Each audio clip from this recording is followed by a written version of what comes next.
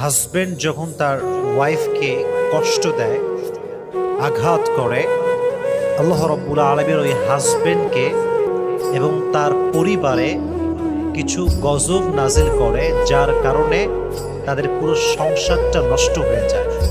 এবং সে গজবগুলো কি কি? এবং যখন একজন হাজবেন্ড তার ওয়াইফকে কষ্ট দেয়, আল্লাহ সে হাজবেন্ডকে কোন আযাবে ফেলে, কোন পানিশমেন্টে ফেলে, এটা আমরা আজকে জেনে নেব। সকলে বলেন ইনশাআল্লাহ।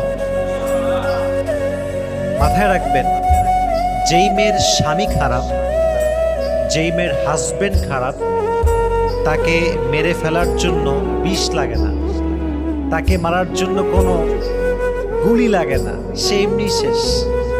যার হাজবেন্ড খারাপ, তার জীবন অলরেডি শেষ, তাকে মারার জন্য কোনো বিষ লাগবে না, কোনো গুলি লাগবে না, কিচ্ছু লাগবে না, সে এমনি শেষ হয়ে গেছে। আর আমি আসিফের পার্সোনাল পয়েন্ট অফ